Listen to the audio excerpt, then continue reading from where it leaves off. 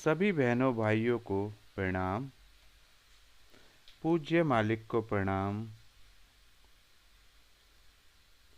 आइए अनंत की यात्रा पर चलते हुए आज हम पत्र संख्या 7 को पढ़ते हैं। पूज्य तथा श्रद्धेय श्री बाबूजी के चरणों में मेरा सादर प्रणाम स्वीकृत हो। लखीमपुर 10 सितंबर 1948। पत्र मेरा आपको मिला होगा। आपने उसका उत्तर पूज्य मास्टर साहब को दिया था, सो उन्होंने बताया। आप मेरे पत्र का उत्तर देने की चिंता ना किया करें, बस अपनी पवित्र कृपा दृष्टि में मेरा उद्धार ही करने की कृपा करें। मैंने आपको जो हालत लिखी थी कि परम कृपालु ईश्वर ने अपने प्रति मुझसी अधम को भी प्रेम दिया, वह हालत फिर इतनी बड़ी। प्यारे ईश्वर ने इतना प्रेम दिया था कि कभी कभी तो बस लेट कर लौटती भी थी, परंतु फिर अपने को काबू में करना पड़ता था। परंतु अब 3-4 दिनों से तो हृदय बिल्कुल खाली मालूम पड़ता है।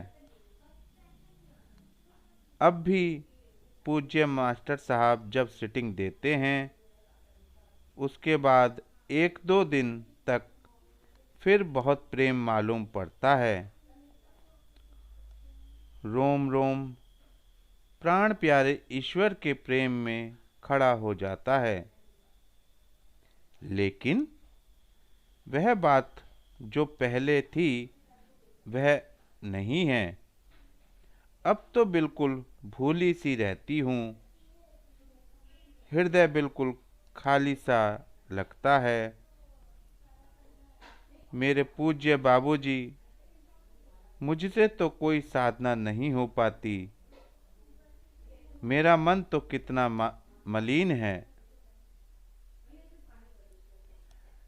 यह तो आप और मास्टर साहब जानते ही हैं। केवल कोशिश अवश्य करती हूँ और मालिक से तथा आपसे यही विनती करती हूँ कि एक पल भर को उस करुणा सिंधु प्रभु का विस्मरण न हो। मैं उन्हें कभी न भूलूं।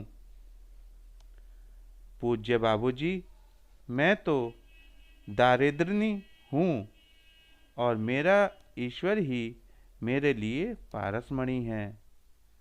फिर भी मुझे किसी की कामना न हो, यह विनती प्रभु से मेरी है। आपके आशीर्वाद से जो कुछ थोड़ी सी साधना इस शरीर में से हो जाती है, उसमें दिन दुगनी रात चौगनी उन्नति हो। केसर माताजी वगैरह सब आपके बतलाए अनुसार ध्यान करती हैं। इति आपकी दीनहीन सर्व साधन विहीना पुत्री कस्तूरी।